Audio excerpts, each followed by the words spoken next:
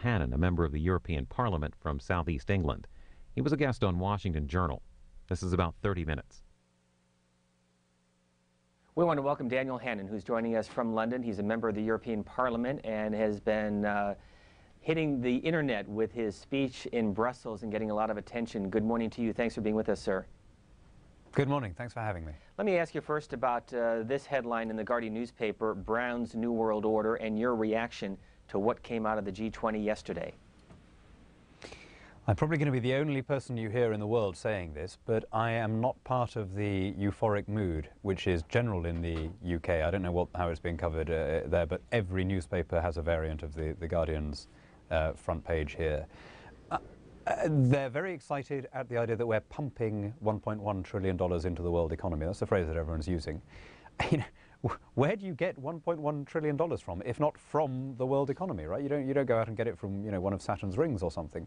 So what we're really talking about is we're taking money from taxpayers and we're giving it to international bureaucracies to disperse on their behalf. Now, if that were a more efficient way of doing things, we would have lost the Cold War. If the state were better at spending our money than we are, communism would have worked. So I think it was brilliantly managed as a PR summit, but I think things may unravel and it may not look quite so wise a month or two from now. Let me share with you and with our audience what your Prime Minister said yesterday at the conclusion of the summit. For the first time, we have a common approach around the world to cleaning up banks' balance sheets and restoring lending. We are engaging in a deep process of reform and restructuring of our international financial system for now and for the future. And we have maintained our commitment to help the world's poorest, and we have put more money aside for that and also for a green recovery. These are not just a single collection of actions. This is collective action, people working together at their best. So Daniel Hannan, we heard the word restructuring, reform, and from the French president, redefining capitalism. Reaction? Yeah, I think it's pretty scary. He went on, the French president, to say we've turned the page on Anglo-Saxon capitalism. We've stopped these pesky English-speaking countries doing unfair things like being more competitive or cheaper or more efficient than us. International regulation is never going to encourage innovation or competition, because it gives you the alternative. Instead of having to cut costs and look for efficiency savings, it gives you the alternative of exporting your costs to your main rivals. And so, the last thing we need at the moment, I've got to say, the last thing the world needs to crawl out of this hole is more red tape, more centralization of power, more bureaucracy, and higher tax. Because when you heard Gordon Brown just there talking about, oh, we're going to give all this money to developing countries, we're going to give all this money to the green agenda, where is that coming from? We've emptied our coffers. You guys have too. The treasury is empty. What we're doing now is we are loading this debt onto our children and our grandchildren. They will be paying higher taxes for generations to come in order to create these good headlines this morning. I am going to step aside and let you have a conversation with our viewers. Our phone lines are open. We also are accepting emails, journal@cspan.org. Before we take our first call, though, can you introduce yourself to our audience, your background, your interest in politics, and the speech that you gave last month in Brussels? Sure. I am a member of the European Parliament. I'm a British Conservative. I blog every day for the Daily Telegraph, which is our main kind of quality right-of-centre newspaper here.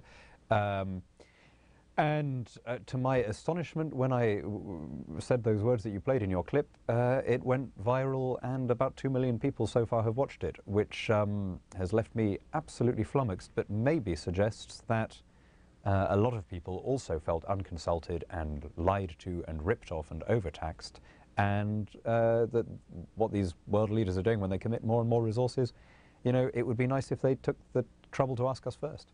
We have a caller from Michigan first up on the Republican line with Daniel Hannan, who's joining us from London. Good morning. Hi. Good morning, caller. Hi, morning. Hi, my name is Brandon Schukert. I had a quick question. What is your comment on the New World Order? Because this really makes me mad, because I'm a strict constitutionalist, and like in the U.S., our own former President Bush Sr. stated, quote, "What does this take as a big idea, a New World Order?"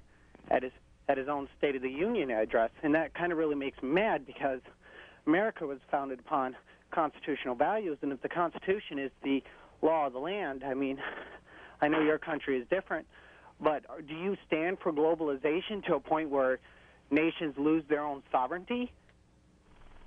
No, I certainly don't, but I should put up a sort of health warning and say, look, I'm untypical, right? I'm not a, what I'm saying is a very, very minority view as a member of the European Parliament.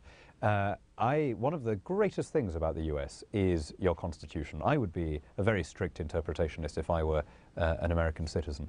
And the reason why I like your Constitution is you wrote it at just the right moment. Your country was founded at just the right moment in human development when the ideas of personal freedom and the rights of man had reached their kind of fullest flower. And so it's about the dispersal of power. It's about making everybody elected where you can. It's about pushing decision-making down. It's the Jeffersonian ideal, if you like, of taking decisions as closely as possible to the people that they affect. Now, the European Union, I'm sorry to say, was founded in almost the opposite kind of mentality.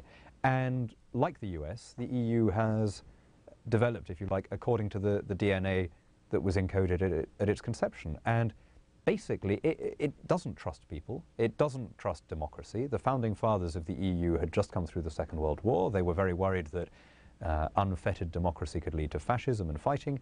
And so they set up this system where decisions were taken above the nation state by international technocrats who were invulnerable to public opinion. And of course, they want to extend this system. They want it to go beyond Europe, and they think that the world would be better run if instead of a pure national democracy, you had these kind of common rules and an international criminal court and international rules on globalization and finance and so on. The problem with that is that you don't get to vote for these people. Nobody does. You know, I would much rather have laws passed by people that I can kick out than laws passed by people who are answerable only to their own consciences. New World Order is the headline in the Globe and Mail in Canada as we listen to this caller from Queens in New York. Good morning. Good morning. Two quick points. First point's on America and its founding fathers and the idea of the Constitution. America did not live up to the Constitution. Those same persons that wrote that Constitution were owning people, such as people that were called slaves. And my question to you is, what is your viewpoint on our constitutional president that we finally have that seems to be making a difference? His viewpoint on the world. Do you agree with him or do you disagree with Barack Obama? Well, first of all, to repeat, I think your Constitution is the best thing about the modern world. It is the best example of how you can run a country. And of course, you know, man is fallen. We're imperfect. Nobody lives up to a document ever.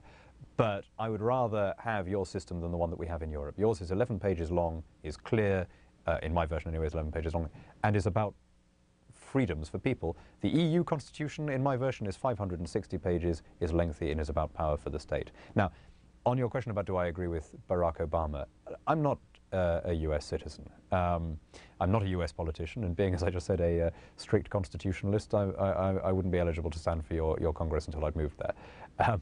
But I've got to say, you know, maybe I wouldn't be starting from here on the spending, maybe I wouldn't be starting from here on the stimulus package, but he won. He won fair and square. And I agree with what I think Newt Gingrich was saying the other day, that you can't hope for the guy to fail. It's in nobody's interest that a president shouldn't succeed. And one of the things that, as I understand it, has always been Obama's shtick is that he brings everybody together. You know, right from the first speech he made 4 years ago at the previous Democrat Congress, he was above party politics. He was, you know, above red states and blue states. And from abroad, I've got to say, that sounds really attractive. The idea that you have a president, maybe as envisaged in the Constitution, who is this unifying figure above faction, you know, and who is able to inspire people whether or not they agree with him and to bring out patriotism in everybody. You know, I don't agree with what he's doing, throwing all this money around, any more than I agree with what my own Prime Minister is doing. But, you know, he's your head of state, and it would be churlish not to hope that I'm wrong and that he succeeds.